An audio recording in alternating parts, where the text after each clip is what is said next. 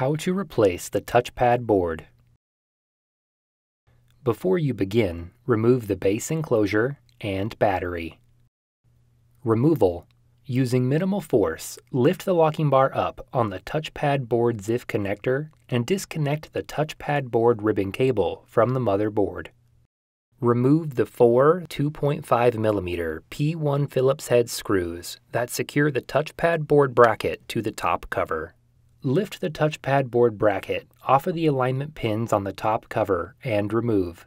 Remove the three 2.5mm P0 Phillips broadhead screws that secure the touchpad board to the top cover. Lift the touchpad board off of the alignment pins on the top cover and remove. Reverse this procedure to install the touchpad board.